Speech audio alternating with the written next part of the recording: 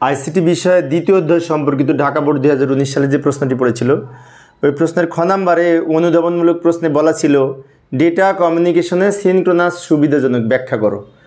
Data কমিউনিকেশনের ক্ষেত্রে বিভিন্ন মেথড আছে, তার মধ্যে সিনক্রোনাস একটি মেথড, তাই না? Synchronous, asynchronous, isochronous.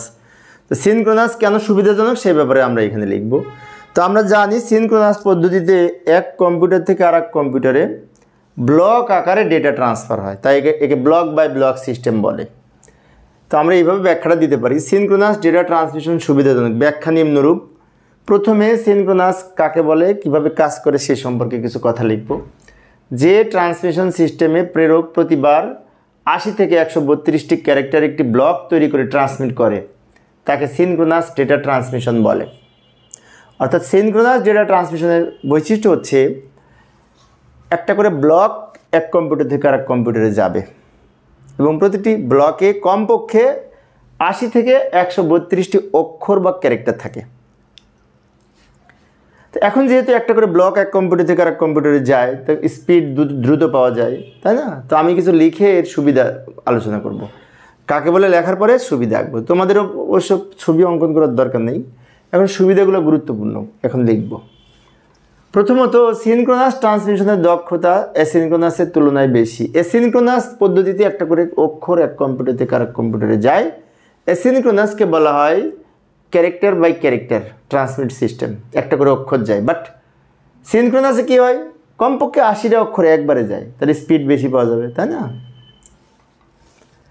স্টার্ট এবং স্টপ বিট না থাকায় ট্রান্সমিশনের কার্য যেহেতু অনবরত চলতে থাকে তাই গতি বেশি থাকে।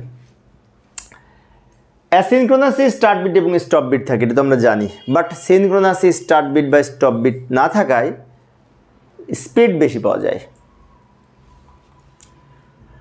প্রতি ব্লকের পর সময় বিরতির সময় প্রয়োজনই হয় না অথবা খুব কম প্রয়োজন হয়, ফলে এই সময় কম লাগে।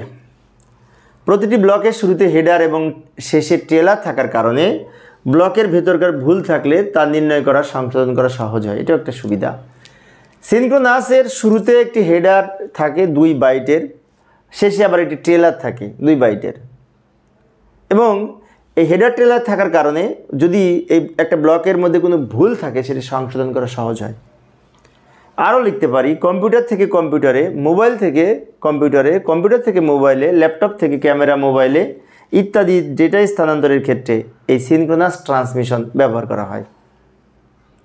তো আমরা এগুলো লিখলেই হবে সুবিধা আকারে। এই থেকে বলা যায় সিনক্রোনাস ডেটা ট্রান্সমিশন সুবিধাজনক। তো প্রিয় শিক্ষার্থী বন্ধুরা, এই অধ্যায় সৃজনশীল প্রশ্নের প্লেলিস্ট আমি ভিডিওর ডেসক্রিপশনে দিয়ে রাখবো, ওখান থেকে তোমরা দেখে নিতে পারবে। ধন্যবাদ সবাইকে।